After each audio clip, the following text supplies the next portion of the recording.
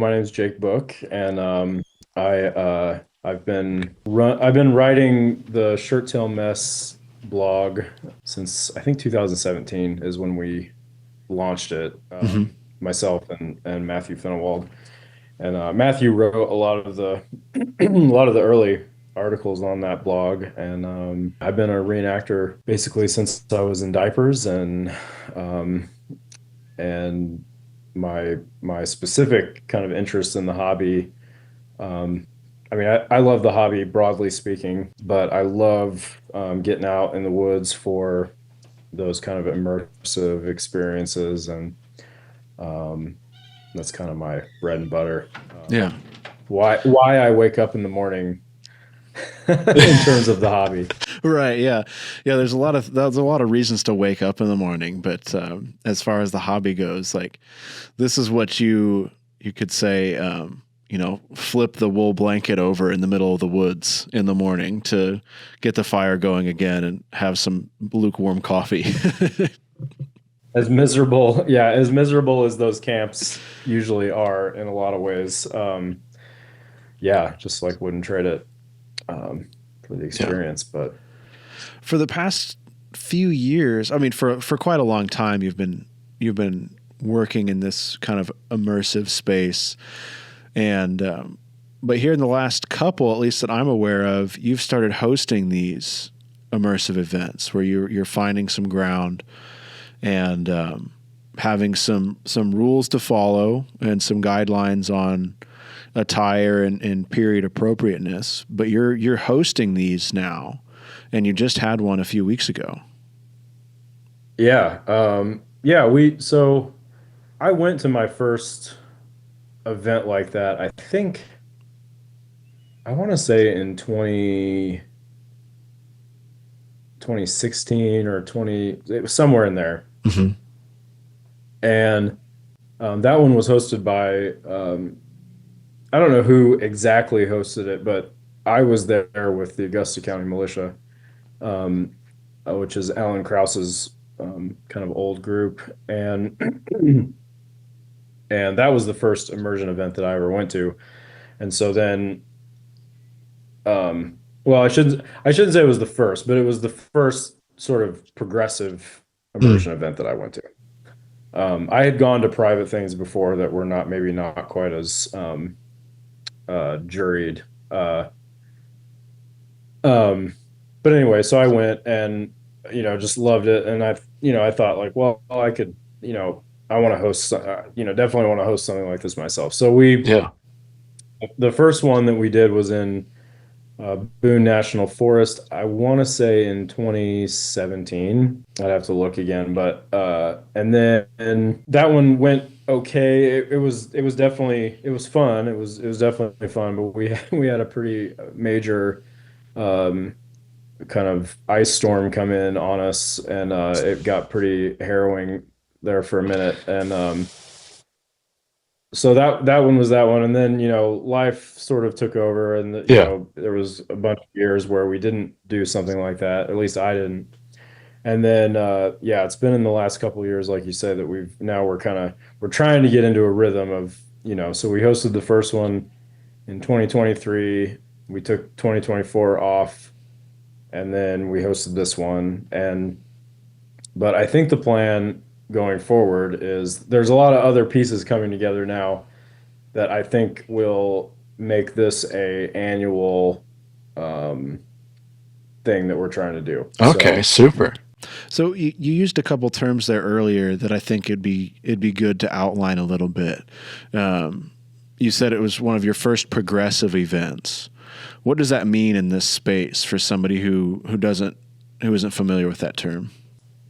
well, progressive, it's kind of that word is either a word that you love and appreciate, or it's almost a bad word in some circles. And that really just has to do with what your priorities are within the hobby at large. So there's, for people that aren't like, maybe you're listening to this and you're like, well, I just like shooting my muzzleloader because this is a podcast about muzzleloading. Yeah.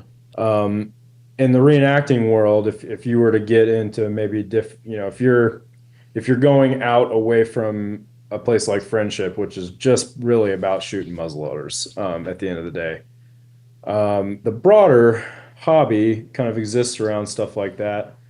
But there's a kind of a wing of the hobby that wants to take all the elements of the hobby, you know, historical costuming and skills and all these things, and sort of put it all together and create what I call like sort of like museum quality impressions.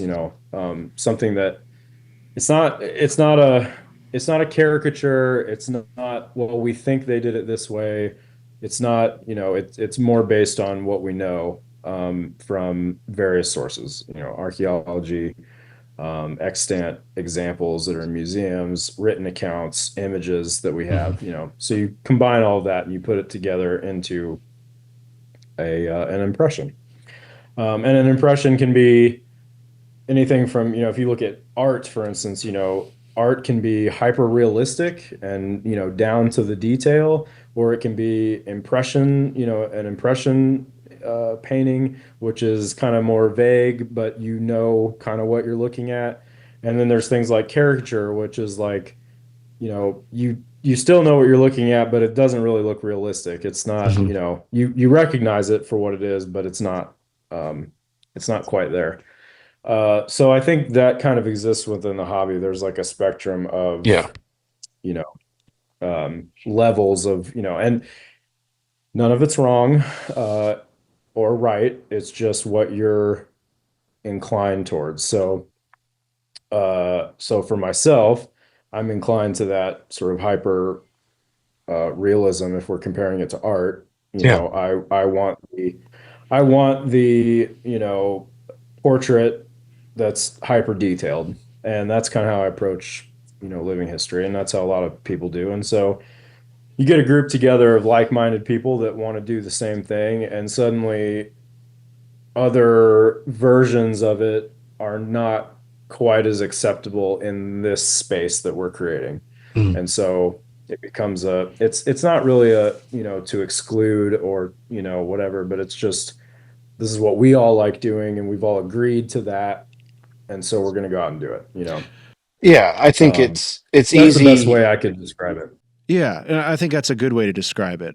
I think in the forum sphere, it's easy to for heads to butt on different things, as you and I have both seen happen, and as the listeners no doubt have seen happen, just in a broad sense. Um, I've been outlining a video on the different pillars of like muzzleloading and living history, and I feel like it's a good time to maybe flesh that out and get that recorded to talk about kind of the different areas and what they're about as I observe. But I really like what you said there, that it's its own thing. And if you want to come play in that space, you can. And if you don't, that's fine too. Like there's a ton of different things to do in this, and there's no reason to do or not do something because you don't want to. If you don't want to, cool. That's fine. That's the great thing about it. If you read the guidelines of the event and you're like, well, I don't agree with any of that, or I don't want to, that's perfectly fine. You don't have to. Yeah. Right. We're not demanding that you come out. Yeah. That's the beauty of like free association. We can just, but I think that is, it's just creating the space that to, you want to be a part of. And when everybody is in agreement, on the rules and what that is, then that's what you call, standards or guidelines. And so yeah, and I'll probably circle back around to that when Yeah. I talk about the event this past weekend, because there's an important kind of distinction that I want to make later. But anyway, we'll circle back to it. Yeah. Well, let's talk about the event a little bit, and kind of leading up to it. You're one of the organizers for it, so I feel like maybe we could kind of start with leading up to it and planning for something like this, and then go to the event, and then maybe some commentary about, what you learned or how everything went. And that might be a good time to kind of talk a little bit about that stuff you want to circle back to, if that makes sense. We can kind of go through the story as you lived through it.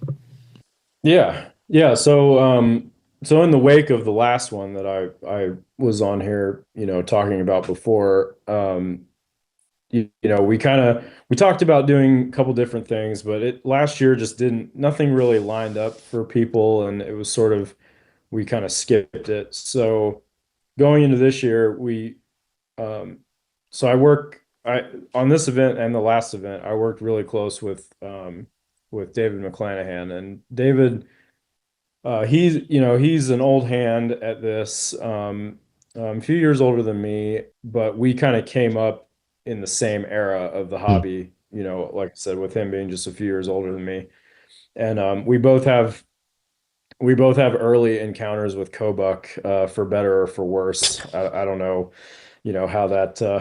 how that might have affected he and I in our Still to be seen, I lives, think. but it's still to be, it's yeah, the jury's still out. So David, he ran around with a group back in the day called Captain Bull's War Party, and they were just a really awesome sort of, really ahead of their time, kind of progressive, native group. And so David kind of cut his teeth on all that kind of stuff. He also ran around a lot with, Augusta County militia, and he was in, some cool, documentaries back in the day, The War That Made America.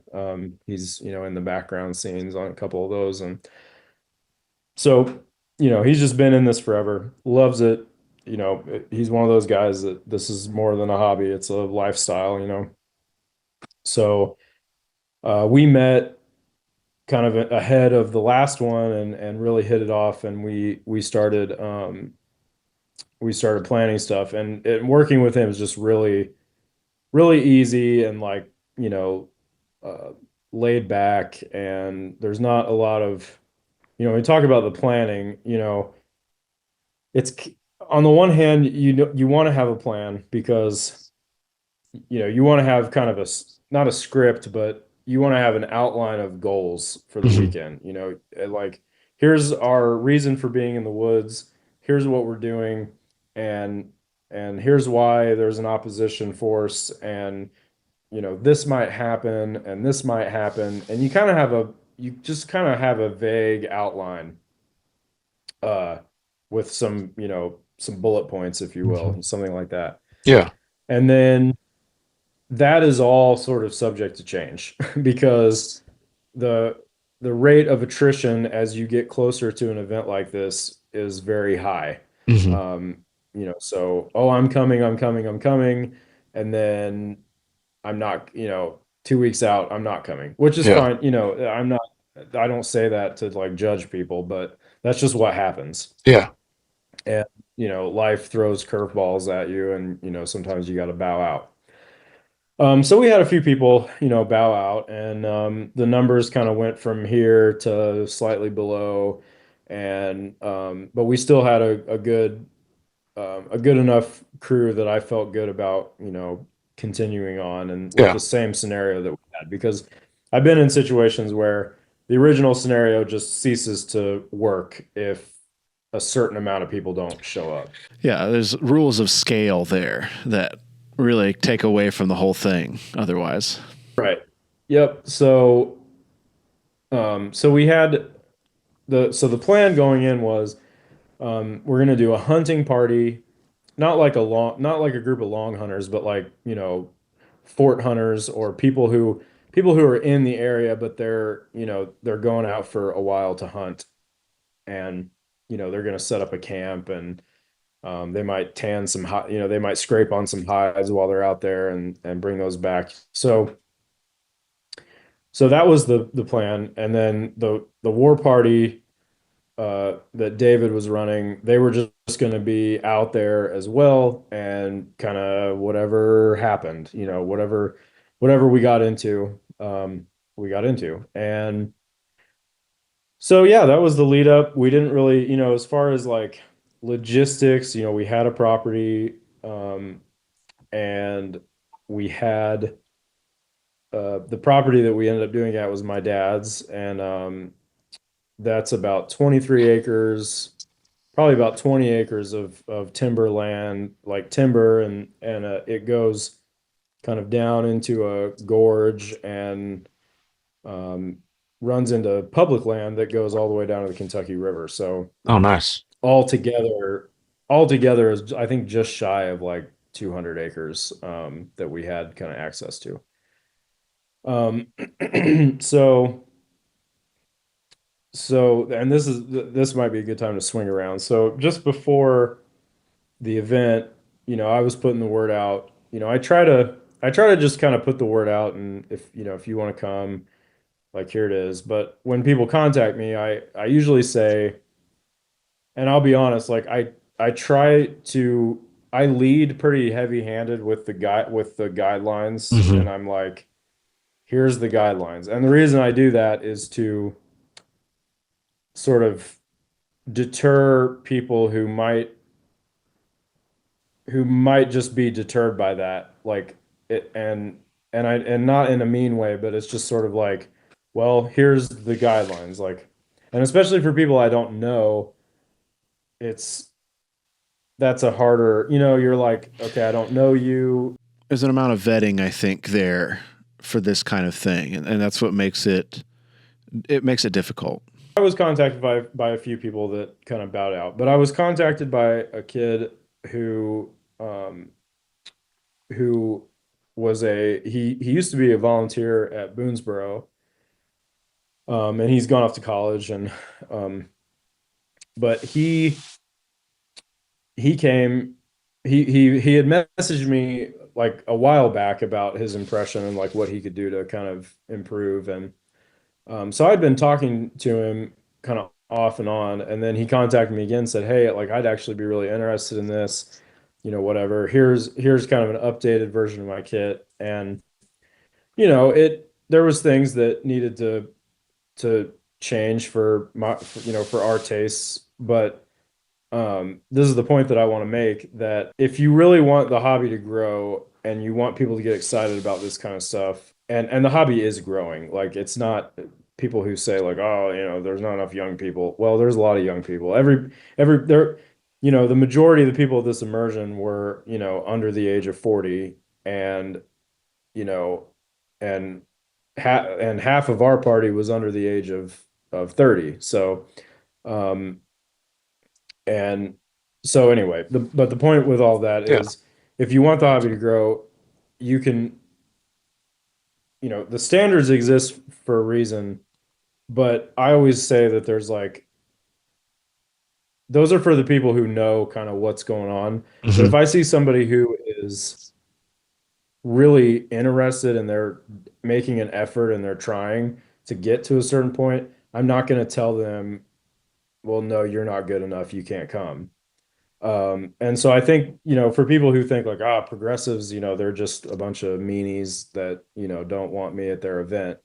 Um, that's not true. And Right. and so I I said to him like, hey, like looks good, like um I've got some extra gear and some other guys have some extra gear, and we were able to loan him some stuff that really elevated his impression and brought him in, and he had a blast, and really hit the ground running with, that's always the other thing when you're with a new guy in the woods. You're like, man, do I have to babysit this person? I don't know this, I don't know how they're going to respond to the rigors of this kind of thing.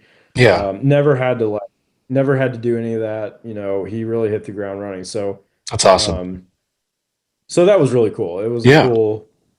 a cool element for like a first timer, to see him have a blast. So yeah, so we got to the woods. We obviously we did this over Memorial Day weekend, and so David drove from Wyoming, and Wow. another guy flew in from Florida, and what's funny is I live like 2 hours away from my parents. Uh, the guy the guy from Wyoming and the guy from Florida beat me there on Thursday. So they were the first guys that showed up. Uh-huh. And so my dad was there. He kind of helped people get situated as they came in. And the first night we just stayed, we kind of camped together, kind of in my parents' yard. And then Friday morning, from like noon till like 3, then the rest of everybody got there. And yeah, then we hit the woods. And um, so the idea, was a hunting party. So we had an area that we kind of went down into, um, and we started working on hides and Elijah salmons and Sayer, the new guy. They just jumped in. They just started working on the hides and the hide frames, and we myself and Joshua Blackburn and Aaron Elert worked on the half face shelter that we wanted to Mhm. build. And there was just immediately like a lot of really cool little vignettes of a hunting camp, and it Yeah. just it really really made it kind of come to life, for me and everybody that was there. And then being in the woods with Aaron Elert, I have to say, like, Aaron is one of those guys that's like, he's one of the OGs. Yeah. Oh yeah. um Back in the day, Mansker Station, muzzleloader articles with Mark Baker. And it was just really, it was such just a pleasure to be in the woods with somebody who, he said to me, like, during the weekend, like, this is like the stuff that, just fuels my fire, like being out in the woods and, getting to do this kind of thing. So yeah, that was cool. It was. It's great to have that wide range of experience for an event like this. Like having kind of a heavy lifter like Elert out there, and you with your experience, and you have your two younger guys being there, being able to be a part of it, but you are all kind of spanning that gap, and bringing each other along. And I'm sure the new guys had a different perspective than you guys did.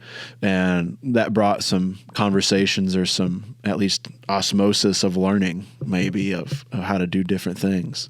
Well, it really was like, at one point I had the thought. So, my dad, um, my dad is, people who know my dad, David Book, he's had some kind of health concerns in the last handful of years. And he doesn't get around, he doesn't get around as good as he used to. And so he he had been up at the house, while everybody's getting there. And he's trying to be, as involved as he can be from, his vantage point.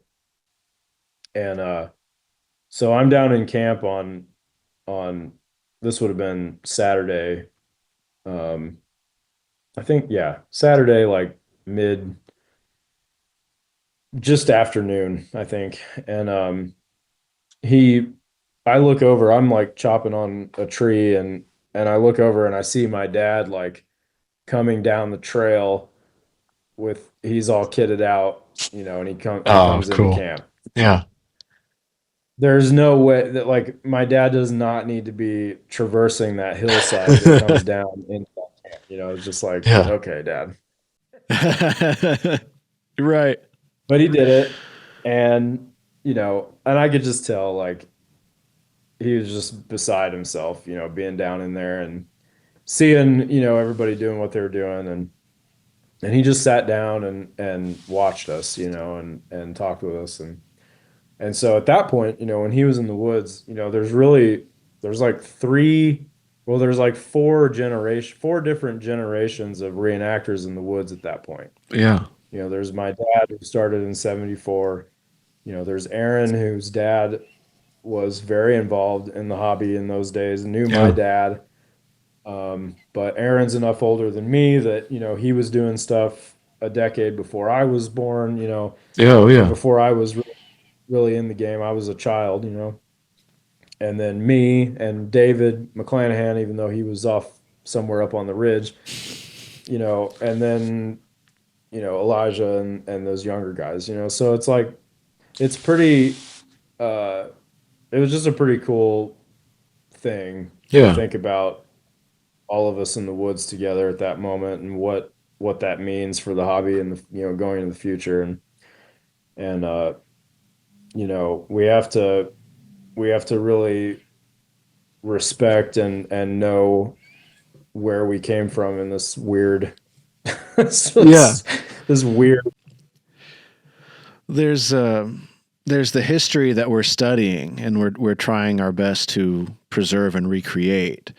But this has all been happening long enough now that that act in itself has its own history, and we're getting to the point now where there's enough time that's passed that history is becoming super interesting. I think that we've gone through enough of these changes, and I think that the next 10 or 20 years is only going to enhance that, which is really cool to think about. Yeah, and I mean, that's the cool thing about it is, it's you can, I just went, like, I posted this on the Shirt Tail Mess the other day. Like, I was in a bookstore over in Yellow Springs, Ohio, and there was a copy of, Muzzle or Book of Buckskinning one, Hmm. and Yeah. my dad's in that. Yeah. I put it up. I was like, here's my dad. Found my dad in the bookstore or whatever, and that's, I bought it. I bought that copy, um, because you know some of the info and it's kind of iffy, but like, it's a historical document at this point. Yeah. Yeah. All these things, you know, they have their own history, and Yeah. we're remembering those that have gone before us, not just in history, but in our hobby's history, and so in some ways they're taking on a legendary status Hmm. similar to our frontier heroes. They're the weekend warrior frontier heroes that Yeah. have kept this tradition alive, and I love it all. Despite being a progressive stitch counter. I love all this stuff, like all the weird and wild stuff that came before, and it's all cool. I think folks from that generation are kind of becoming like almost like a Fess Parker, for the next round, and I think it's neat watching this happen, like, because a lot of what you and I focus on is like the 18th century, maybe even a little early 19th century, but living history itself, like, there's a contingency of people now doing early 20th century reenacting with the outdoor car camping and things, and early like 20th century sportsman activity. There's a lot of commentary going on at different living history events on how and when to include that span, because you're to the point now where the 1920s or 100 years ago, in the 70s, the Civil War was 100 years ago, so how do we expand that timeline to accept that kind of stuff? And I think it's neat to see that continue. Like, you could, some friends have jokingly recreated 1970s muzzleloading shoot attire, and reenacted 1970s shoots, but why can't you? We have the documentation for what they were doing. We have access to the materials. We can do Matthew that. talked about doing this for years, that we're just gonna the next thing we're gonna do is just reenact, reenacting. Yeah. Like, it gets a little weird to think about, but if you can appreciate the people that helped us get to where we are today, like there's a lot of validity to that, to trying to respect that. You know, it doesn't take away from uh, the documented and juried end of things, but it's just another. I think if you're interested in that, you're interested in a wider swath, and you can participate in all that stuff. So you've taken us through kind of the beginning of the event. What happened then after you began working on some hides and working on the shelter that you guys were building? Did that take a long time? Like, did you have a shelter that night, or what kind of progressed then after? We really didn't get the shelter finished in its entirety by the end of the weekend because Okay. there was these Indians in the woods that wouldn't give us a break. So we got down in the woods. We were down there for a good while before we saw any real activity from the war party, and they their intention, I learned later, was that they actually weren't going to try to engage with us at all on Friday, but they got in a little too close to where we noticed them, and Okay. it was sort of like, well, you know, we can't just like walk away. Um, so we had a very brief kind of encounter with them, and then they went off, and then I had actually gone up to the water. So when we do these events, we usually have like a water cache area where everybody brings like a couple gallon jugs of water, and we Hmm. just stash them all in one place, and then that's our spring, and we walk to it to get Right. water. You don't Um, want to get sick. That's just a. yeah, yeah. So I had gone over there, and I had actually gone to the spring, and I needed something that I had left up at my in the yard when we camped the night before. So I had gone up there to grab it and come back. And that was kind of like the out of bounds area. It was like, Hmm. okay, if you're over there at the water or beyond, you're out of bounds and out of play. Yeah. So I was over there and I came I started to come back, and I saw like up in the woods on my right, I saw the natives like all right above the water. And I was like, well, dang, they're gonna try to like, you know, ambush me or something. Right. So I I got kind of close, and like they couldn't see me exactly where I was, and then I just took off running past them to Oh try to get wow. back to camp. And Uh-huh. they of course fired and whooped and hollered, and then we kind of had a little fight with them there. Like my guys heard it and they came running up, and but that didn't last very long. So then we got back into camp, and I was like, well, I didn't actually get any water because I had gone up and I was planning to get it on the way back, Yeah. and now I don't have water. So we're kind of hanging out. We're like, well, why don't we go up there as a group? Like we'll all go together and we'll get the water, and then that way they can't, if they do attack us or something, we get attacked, we'll be able to fend them off. Well, uh just as I had picked up my kettle, and I was going to fill that kettle with a gallon of water so that we could just have a kettle in camp to dip our cups out of. So I'm walking at the head of this group that we're going to go get water, and the trail, there's like a little logging road that comes down through that the middle of the property, and so that's the road that we would use to get in and out.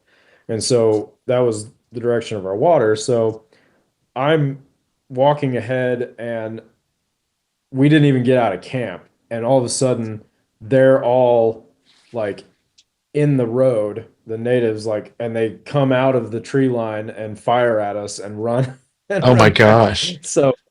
So we're like, well, and we were dead. I mean, it was like there were so many moments throughout the weekend. It was like, yeah, we're dead. Like we just got massacred. Right. Not, But our luckily we bones were are getting playing a picked, game. and yeah, yeah.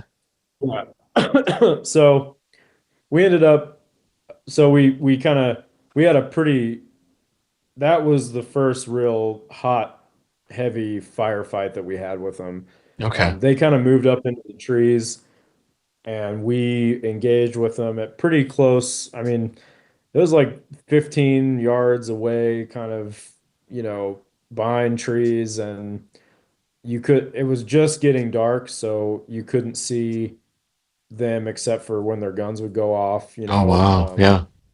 So it was, you know, uh, and for those who are concerned about safety, I will just say, you know, typically we just try to use extreme elevation in those, you know, kind of nighttime, uh, which that was the only one we had, but um, that's generally what you try to do is, you know, you don't want to accidentally pepper somebody in the face and whatnot. So, but yeah, so we had a real good fight with them there, kind of at, you know, as it got dark, and then that was the end of our night. We had a cold camp. We didn't build a fire because, you know, we didn't want to not be able to see them if they came in, you know, at Mhm. some point in the night, because it just, you know, it completely destroys your ability to see, you know, out, and now you're all lit up, and Yeah, exactly. Yeah, you're just a beacon for them. yeah. So we cold camped it. It was miserable, absolutely miserable that night because it was just cold enough, and I just had the one blanket, and it just, yeah, it sucks. So there's no other way to there's no other way to put it. And Right. the ticks were really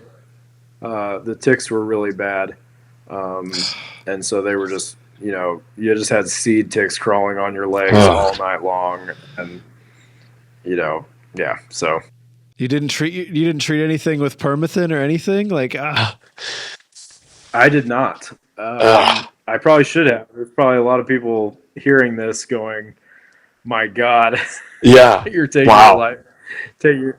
Yeah. So I did not. I don't know that anybody did. I think Aaron Elert did some heavy duty spray. He said he didn't have any ticks, um, but I had several. I had I think six maybe that were attached, um, but um, other than that, not, you know. But they were definitely, I definitely picked a lot of them off of me, and Oh yeah. that were crawling on me. But yeah, so when Cresswell writes about, so here's another. This is a little. I kind of just put all of this together today, actually, as I was talking about this. Or I was thinking about talking about this. So in '75, when Cresswell's like going down the Ohio, and at the beginning of May, on May 21st in '75, they turn they're on the Ohio, and they turn into the mouth of the Kentucky River, and they're paddling upstream on the Kentucky River. Um, that's where we were. So Oh wow. that that the Kentucky River. So probably by day, I was reading along, and I figured out that from May 21st to May 31st, they are traveling along the Kentucky River. That's where the buffalo comes run through the canoe and bust that canoe all up, and it's where Cresswell talks about the ticks being tormented by ticks. Um, they shoot a lot of buffalo. Um, he keeps talking about, you know, camping along these sort of beachy bottoms where, you know, there's all these. I'm assuming he's talking about beech trees, um, and anyway, that whole area, that's right below, or we were right above right above the Kentucky River where those bottoms are. And when he talks about there's a night where he said, I think on the 31st, he says he stayed in camp and washed and mended his clothes, and then he says that in the evening, Mr. Norse and company returned and say the land a distance from the river is the levelest, richest, and finest they ever saw, but badly watered. That area that he's talking about, I know exactly because it flattens out. That whole valley down in there is a really lush, farmland spot now. It's all farms and whatever. But at the time, that's so wherever he was in camp was pretty near Wow. where we were. That's awesome. So anyway, so Nicholas Cresswell, right in his stomping grounds, in '70. Yeah. Yeah. So, and definitely tormented by ticks. So nothing's changed in 250 years. The ticks are still there. They can't be stopped. Literally, we were there like 250 years. I mean, this is the year 250 years ago. Yeah. This year in May, Cresswell was there when we were there. So if I had like put that together ahead of the event, that might have actually been our scenario. But Right. Yeah. I didn't even, I was just reading that earlier and I was like, whoa, we were just there, like literally almost 250 years to the day Yeah. that Cresswell was there. Uh, So that's awesome. So that was a cool realization after the fact. I wish I'd have done it before, but Yeah. Yeah. I mean, sometimes things just don't line up like that.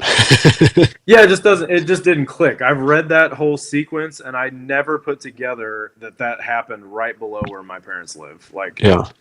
I just, I think it probably clicked only because you had just spent that time there and you had that connection with that spot. You couldn't have it the other way around. I couldn't have planned that, but yeah. So yeah, we went to bed and we slept and ish. So what are you eating for like dinner that night?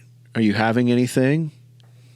Yeah, so we just had I had bread and I had salted pork, and some of the guys had jerky and we just had just a lot of parched corn and just a lot of stuff that you could just throw in your knapsack and not have to worry about it going bad. Okay. That being said, if you take salt pork into the woods, this is something I learned. If you take salt pork into the woods and you have it wrapped in wax linen or whatever, and you're working on deer hides that have flesh still on them, there is a creature that really loves that, and it's called a fly. And this is the thing. This is the thing that I think people don't really think about the elements, like what goes into all this stuff. So hunters in the woods in the summertime, can you imagine the flies? That would be horrible. The stench And the flies. I mean, just we had 4 hides that Elijah had gotten from a guy who, I guess in Tennessee, I don't know if they do this in other places, but in Tennessee there's like a Hunters for the Hungry or something like that, and it's guys who, they have a crazy deer limit down there. Mm-hmm. You can get a lot of deer. So guys who get deer who don't need the meat or whatever, they'll donate it to these Hunters for the Hungry, and then that goes to families in need. And so there was this guy who had he processes for them, and he just had all these hides that he needed to. He was like, you can have whatever you want. So Elijah got all these hides, and pretty cool deal. So Elijah brought like 4 of them that were all salted down and ready to be worked on.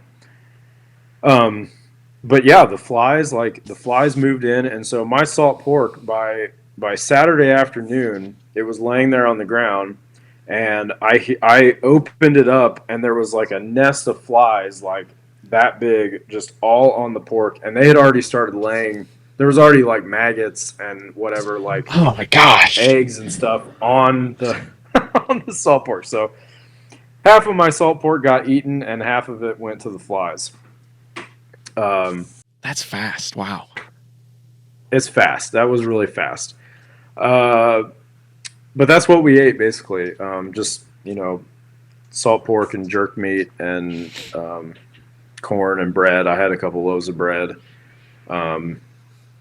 I think there was probably some apples that got consumed as well. But yeah, that was what we ate for the most part. Yeah. Like I said, cold camp. We got up in the morning. I think some coffee was on hand, and that was just thrown in a tin cup and set by the fire, kind of a situation. But we did make a fire in the morning once it was daylight, and we cooked and stuff, warmed stuff up and ate it. But Not really a concern about smoke giving you away then in the morning. yeah, we weren't too. Well, once we were awake, we were like, well, if they come in, we can we can fend them off. We can be vigilant at least, yeah. Yeah, but just didn't want that silhouette in the night. So, but yeah, so and then we got to work. We kind of got up and kept doing what we were doing and chopping down trees and then at that moment, I was sitting on the back log of the half face that we were kind of getting squared up. And we were taking a break, and I just happened to look down into the woods where in front of our camp, it kind of dropped off a little bit down along this dry creek bed. And I saw a face, in the bushes. And I was like, uh-oh. So I kind of slowly got up. I didn't want to raise the alarm. And I slowly got up, got my gun, and then all of a sudden, it erupted, and that was our biggest engagement. We had a really big fight with them,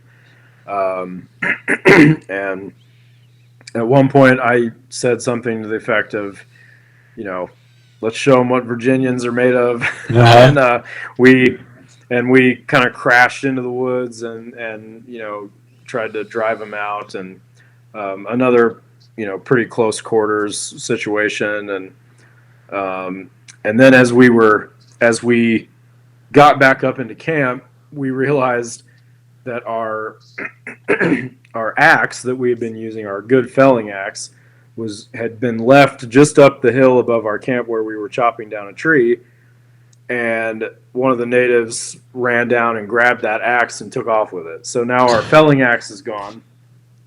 And we're it basically put a halt to our half face building. Yeah.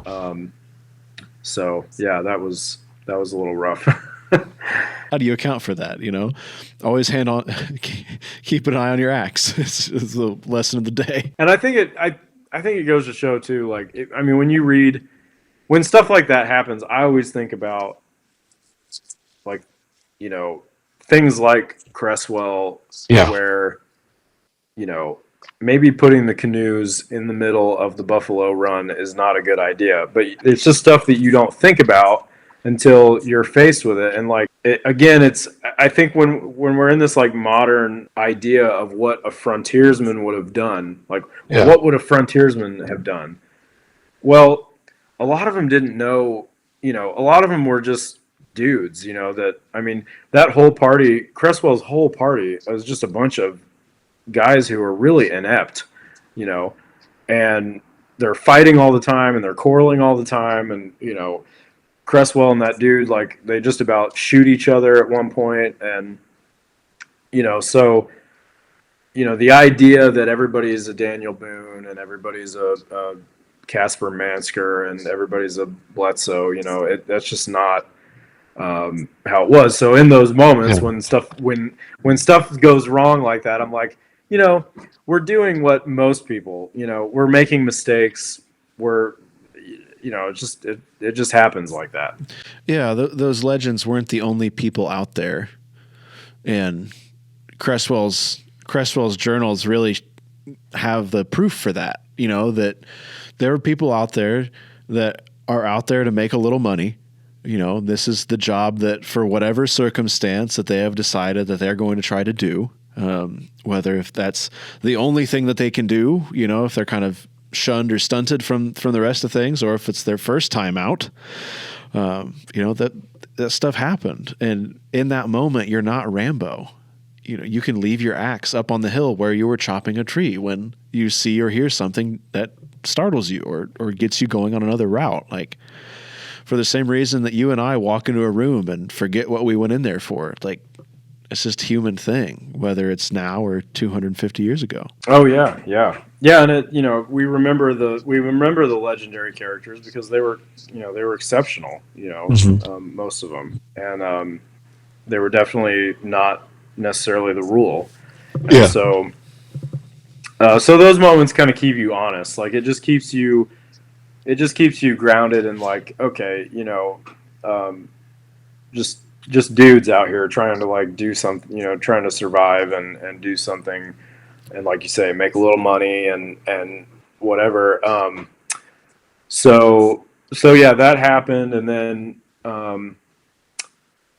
then we had a couple more incidents. The last one was we were kind of getting low on powder because we'd had a couple good fights with them, and realistically, like we were talking about it after the event, realistically there probably wouldn't have been as much fighting as we did.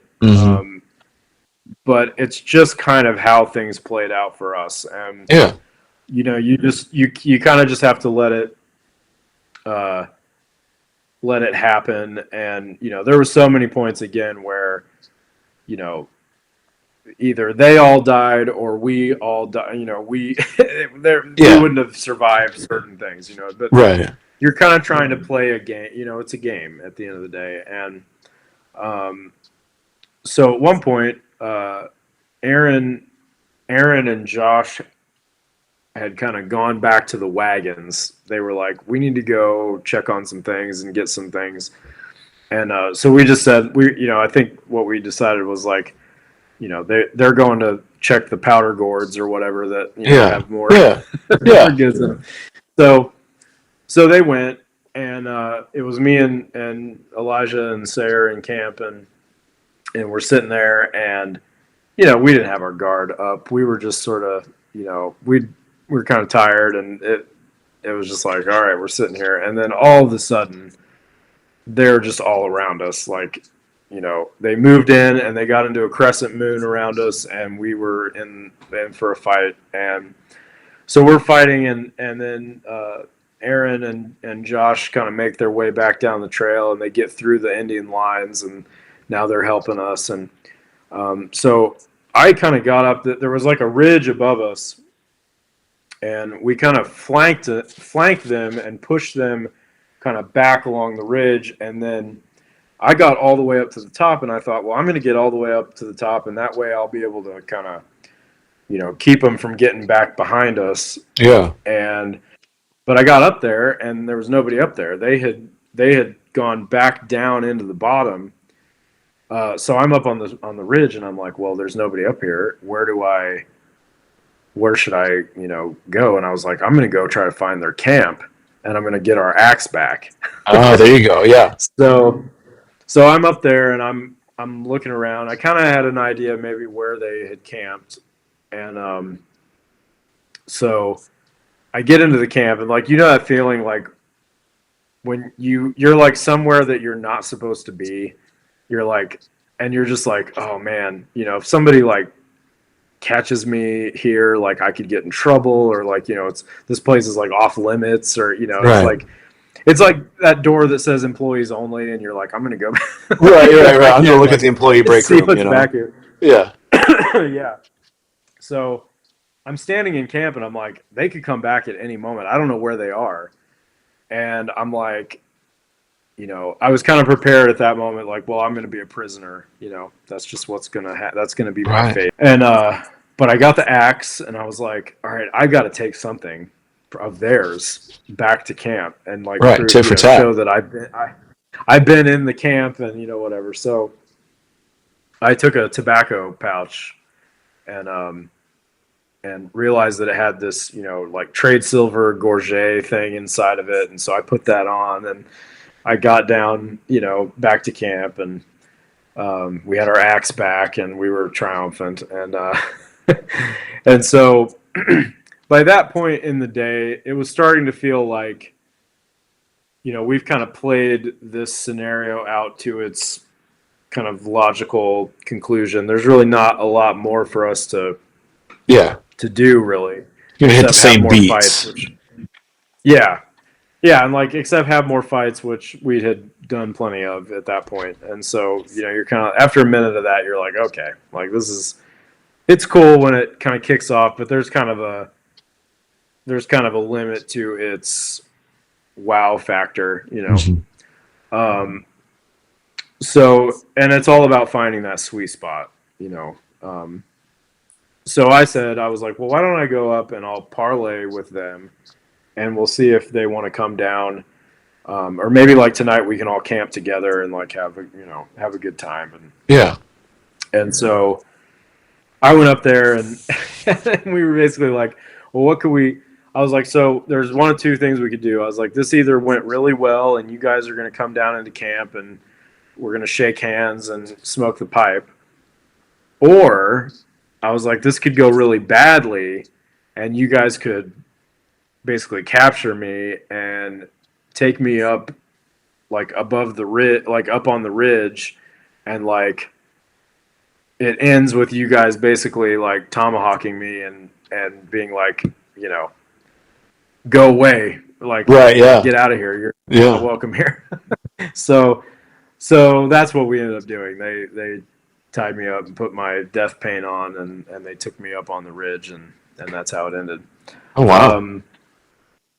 So yeah. So then after that, it was like, okay, let's all get together. And so we packed up and we headed back up to the yard, and we spent the last night all together, just talking and talking about the event. And we went out to dinner, and it was nice because, my dad got to kind of be present for some good conversation, and he was just over the moon about it. So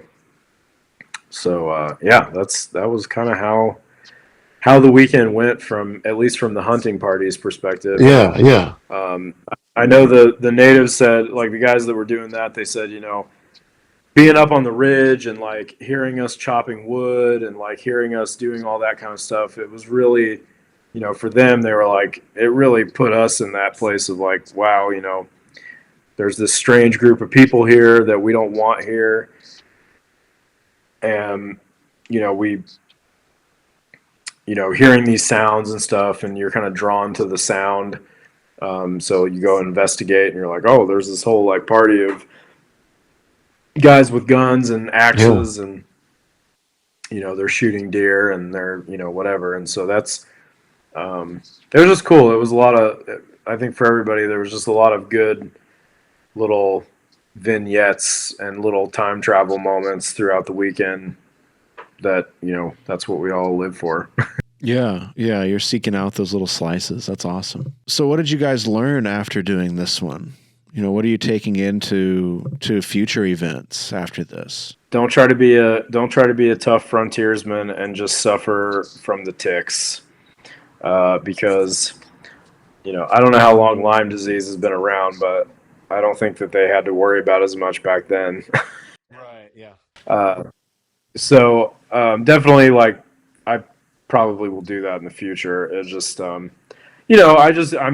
I grew up in the woods, and so having ticks was like just part of life when I grew up, and never really worried about the Lyme disease thing, but it's really seemed to like take off in recent times. So I think it's a very acceptable concession to permathin your gear. you're gonna fight other bugs plenty. That you don't need to live the tick experience. The risk is pretty high there. And having known a few people that have fought Lyme, and thankfully there seems to be some treatment out there for it. We were actually in our woods, just got selected to be part of a small plot survey with the DNR here in Indiana, and the DNR official who came out, she had like 8, I think, tick-borne illnesses because she's in the woods all the time. And it seems like the early catching and treatment of it is pretty good, but permethrin is like, I don't know, $40 for a gallon jug. Like, and that I'm still on like year 3 of that jug for me. So it's definitely something good to have and prep your clothes with for sure. Yeah. So I would definitely anybody listening to this, I would definitely recommend doing that because I was crawling with ticks, and like you say, there's certain concessions, and that's really one of them that you just gotta buckle down on because everything I've heard about Lyme disease, despite the fact that it's treatable and you can get past it, it doesn't sound fun. Yeah, that's what you get down to. Yeah. So, but yeah, as far as other things that I learned, there is really no substitute for a really good felling axe, and we were lucky enough that the axe that I had, that it would have done the job, but Elijah brought a really sharp, good felling axe, and man, it just chewed through those trees, and it's kind of amazing, really. I mean, so a good sharp axe is worth its weight in gold. Yeah, oh yeah. And when it gets taken away from you by a native, you definitely feel it. Yeah, that's a pain point. I think with overall, it really, I think it was a resounding success, and everybody that was there really came away pretty energized and excited, and so yeah. Good deal. That's awesome. I mean, seeing the pictures as you guys came out and kind of the week after, some serious FOMO over here of missing out, and hearing about it too, kind of getting the context for some of the pictures is neat. I'll try to include some of those in the video so people can see some of those photos. This is definitely something that us as a group and with David and different people, we're talking to some folks in some other units and groups that are in the Midwest that we're going to try to do something next year for sure around the same time, and do a cool event, again, that I'll probably announce at some point this year. Yeah. I'll go ahead and announce, but there's definitely some good plans in the future. So if if you're listening to this and you're like, oh, I want in on that, there will be more opportunities. Awesome. I'm excited to hear about it. And what else do you have coming, towards the end of this year? I think you have a couple of things that have been announced. Yeah. So we are, years ago, down at Bledsoe's Fort in Tennessee, which there's not a fort there, but it's the site of the original fort. They've got a couple buildings and a lot of cool history there, but they used to have a rifle frolic every year, and we are kind of reviving that, and it's going to be a militia muster / rifle frolic. So like the first half of the day on Saturday will be kind of centered around the militia portion, and then the second half of the day is the socializing and having a good time portion. And really just wanted to feel like a actual muster that would have happened in the backcountry. They had to do these by law, and so it was also a time to socialize and get together and have a good time and see your neighbors. And so try to recreate as close we can something of that. So, Nice. That'll be exciting. so that's in September. That's going to be September 19th through the 21st. And down at Bledsoe's in Tennessee. And that's a juried event. So you got to register and send pictures of your kit and everything and get, signed off and all that. But yeah, it's going to be a fun one. So by the time somebody's listening to this, they have some time to get submitted, get information submitted, and maybe even make some changes if they need to for the event. Oh yeah. Yeah. Yep. I hope it goes well. I'm really interested in, it kind of touches on what we've talked about before, the history of this, but I'm excited to see some events happening that are putting some new energy into something that may have quieted down over the years and something that may have calmed as people came and went. I think there's several instances right now where people are going back into something and saying, hey, there's a great site here that used to do something. Let's put some fresh blood into that and see if we can get it going again.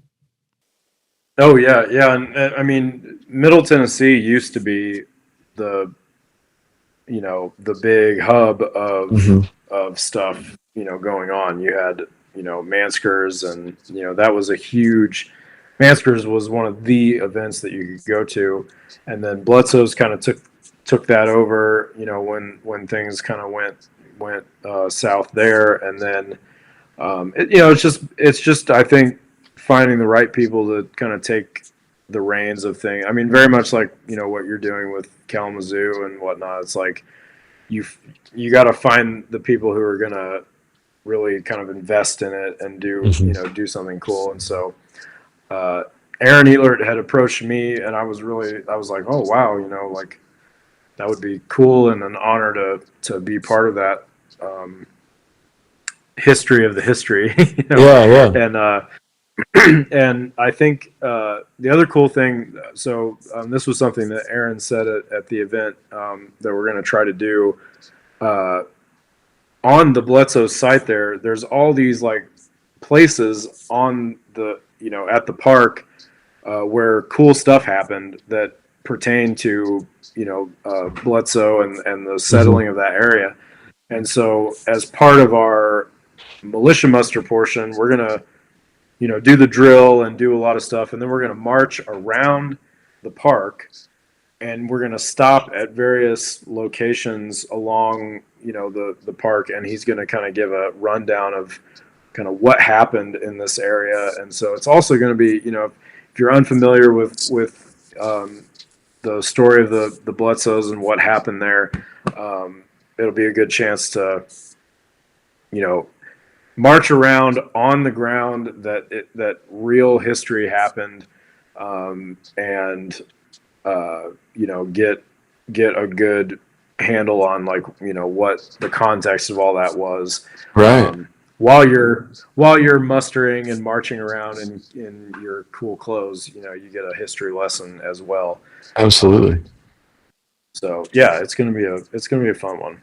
Well, that'll really enhance that experience, I think. Give some good context for it. But you're going to be there, so I'm not going to have to tell you about it. I'm trying really hard. It's really, that would be wonderful. I'm really realizing how much I miss it. This year not being as active as I have in recent years with the shop and things. But I tell everybody, and I hope people believe me, that we're getting closer here with the business and hoping to be able to get out, and probably not this year very much, but I think going into next year, provided there aren't any catastrophic changes, we'll be a lot closer to a space where I can be out and about a bit more and get back into things with the family. And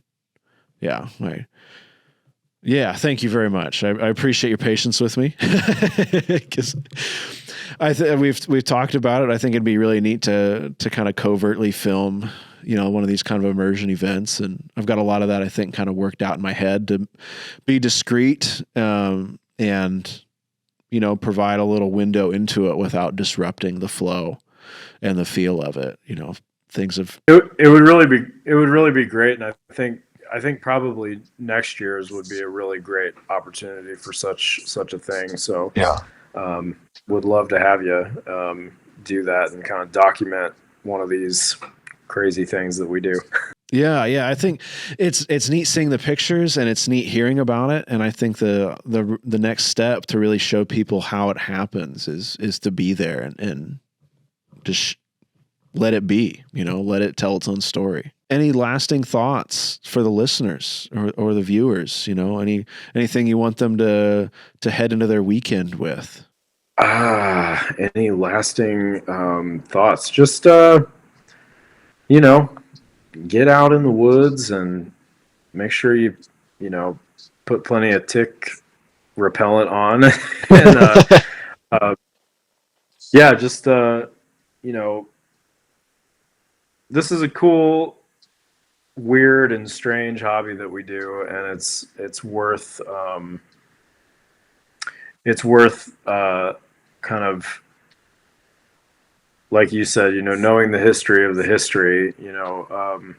There's a lot of people that like paved the way for even us doing these kind of immersion events. This isn't like a new thing. It's not like this is some unique amazing invention of mine or somebody else's or whatever. It's these types of events have been going on since the 70s, where people canoe trips and hunting trips, and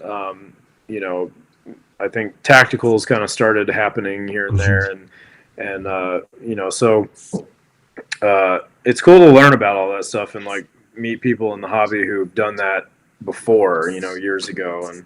And Aaron Ehlert was full of cool stories about Second Company and John Curry treks and and we got a little bit of that at your shoot when we were talking to some people who'd been on some of those, and it's just cool stuff. It's just like it's just cool. And so yeah, like find where you can access that stuff. Those they're in old Muzzleloader magazine articles, and they're in various things. So just get inspired. Lots of stuff inspires me. Watching movies, reading stuff like that. Oh yeah. Just get inspired and see where it takes you, and come join us for one of these things in the future. I'd like to thank Jake again for coming onto the program and walking us through this kind of event that many of us don't have the opportunity to participate in. I hope that you enjoyed it, and I hope it gives you a different perspective maybe on the kind of event that you could participate in or you could host, maybe even with a group of friends. I think this is the kind of thing that can happen relatively easily. If you have some land or access to some land, especially in an off season, away from a hunting season where property might not be being used, there might be some opportunity there to interact with some landowners, or in a public land setting with a state or national forest. I think like we've talked about on this program and on Firelock and Quill, a living history podcast I'm doing with Ryan Kerr from Townsend's and Blue Line Coffee and Jason Gatliff from Muzzleloader Magazine, you can kind of scale your interaction with living history based on what you have access to. And something like this could be done in some capacity on state or national ground, maybe without the skirmishing, but the rest of the activities perhaps you could kind of experiment with, play with, and start testing yourself a little bit with this gear and equipment and the mindset, I think most importantly, that many of our ancestors may have experienced while on the frontier. We've got a few more episodes on the way for you. We've got some competitive shooting coming up. We've got some traditional craftspeople. And we've got, I think, a great set of videos coming this summer. I will be filming Bob Woodfill's Hawk in History exhibit, at the National Muzzleloading Rifle Association Spring National Shoot coming up in June. And then in late June, I'll be traveling out to the Kentucky Rifle Association show to do some filming separate from the show, but in the similar vein that we did at the CLA show last fall with Brian LeMaster and Art DeCamp and several others about history and culture of different sections of muzzleloader collecting, which is what the KRA focuses on, that collecting and appreciation.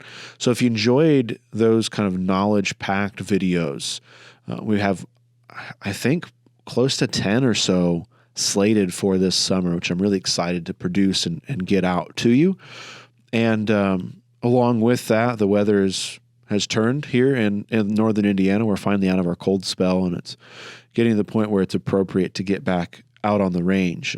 We've added a few more staff here at the coffee shop, and we're going to be transitioning into me being away for a little bit of time to spend time with the family, most importantly, but have some time to get back on the range and finish up some of the projects that we've started and haven't been able to finish. So I'm excited to get out and do some ballistic testing, do some shooting, and finish up the videos that we've started with those traditions rifles that they sent out to us to test and see how they do.